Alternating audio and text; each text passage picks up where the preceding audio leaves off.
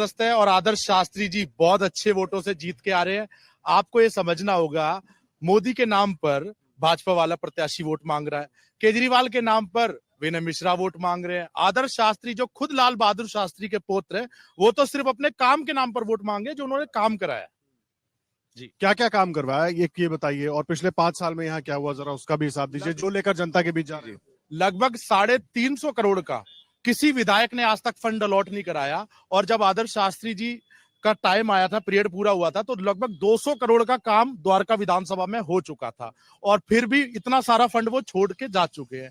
वो भी विधायक जी हमारे नहीं कर पाए, जो छूटा हुआ फंड था।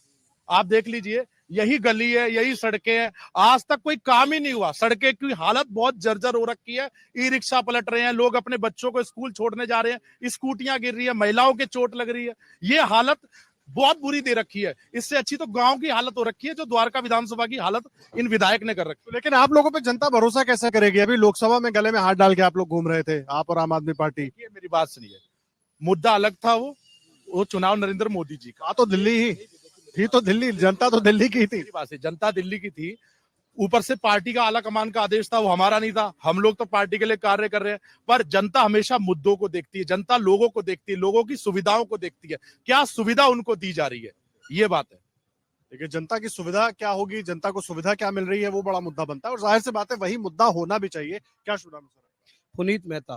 मेहता जी, क्या है यहाँ पर मुद्दे द्वारका में? क्योंकि लगातार विधायक हैं, उसके पहले जो बाकी दोनों प्रत्याशी हैं वो भी रह चुके हैं विधायक, लेकिन कौन बेहतर है? मुद्दे यहाँ के लोगों के सबसे पहले तो क्या है? आम आदमी पार्टी बहुत दावा कर रही है कि 5 साल में पूरी दिल्ली चमका दी, क्या हुआ है? बेहतर की बात तो ये अभी भाई साहब कह रहे थे कि लाल बहादुर शास्त्री जी के पोते हैं, तो उस पार्टी का तो हम जिक्र ही नहीं करेंगे जो वंशवाद पे चलती है, जो पोत्र पड़पोत्र और बेटा नानी सब चलती है, उसकी तो बात ही नहीं करते।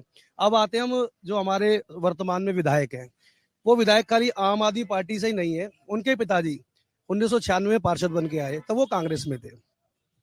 उसके बाद वो विधायक बने, बनते बनते उन्होंने फिर कांग्रेस पार्टी से आम आदमी पार्टी में आ गए अपने स्वार्थ के लिए। उनके लिए पार्टी सर्वोपरि नहीं है, अपना स्वार्थ सर्वोपरि है। उन्होंने यहाँ का द्वारका का विकास नहीं किया, अपना स्वयं का विकास किया है। तो हमारे लिए तो पिछले 25 साल से, चाहे कांग्रेस हो चाहे आम हो, तो एक ही परिवार का यहाँ पर सत्ता रही है। जो यहाँ की नरकी दशा है वो आप दे सकते हैं। और सत्ता का बदलाव इस बारी जो कमल खिलेगा, प्रद्युम्न राजपूत जीतेंगे, वो ऐसे जीतेंगे। अभी जो लोकसभा चुनाव गए हैं 2024 के, बहन कमल जी सर्वत भारी मतों जीत के आई है। और मजे की बात, महाबल मिश्रा जी अगर काम किया होता, 25 वर्ष उनका परिवार व स्वयं और उनका बेटा यहाँ रहे। हमारी द्वारका विधानसभा तो छोड़ो, वो अपनी खुद के बूथ से हार कर गए हैं। आप इलेक्शन कमीशन का डाटा उठा के, तो आप लोग जनता के बीच ऐसा लेके क्या जा रहे हैं कि जनता भरोसा करे? भाई, अरविंद केजरीवाल तमाम दावे कर रहे हैं, फ्री की रेवड़ी बांट रहे थे, आप लोग पहले कहते थे फ्री की रेवड़ी, अब फ्री की रेवड़ी को जन कल्याणकारी योजना बना के आप लोग भी ले आए हैं, ये लोग भी ले आए हैं। जब एक अच्छे व्यक्ति के लिए सारे दल एकत्रित हो सकते हैं, चाहे ममता हो चाहे केजरीवाल हो, जो एक दूसरे को गाली देते थे सिर्फ एक अच्छे आदमी को हटाने के लिए, तो मोदी ने सोचा कि दिल्ली में ऊपर वो बैठे हैं, हमारी सरकार नहीं आ रही, वो झोला खोल के बैठे हैं, तो रेवड़ी ने हम गज्जक बांटेंगे इनको। हम अगर फाइट इसी बात पे कि कुछ लोग ऐसे हैं जो भाजपा को वोट देना चाहते हैं, मध्यम वर्गीय हैं, पर वो सोचते हैं कहीं ना कहीं लालच में फंस जाते हैं, तो मोदी ने सोचा क्यों नहीं, ये 200 देगा तो हम 300 देंगे यूनिट। पर इसमें भी एक झोल है उनका। केजरीवाल जी 201 यूनिट कह के, एक 201 होते ही पूरी 201 यूनिट का बिल आता है, समझ रहे हैं आप।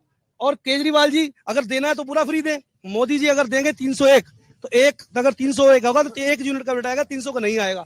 यहाँ जितने लोग खड़े हैं इनसे पूछ लो बिजली का बिल किसका कितना आ रहा है। रही बात पैसे की, महिलाओं के सम्मान की, इन्होंने पंजाब में 2100 रुपए का वादा किया। मैं नहीं कहता, आप किसी भी चैनल से देख लीजिए 2100 मिले क्या। इससे पिछले चुनाव में इन्होंने हजार रुपए के फॉर्म भरवाए, क्या इनको पैसे मिले क्या?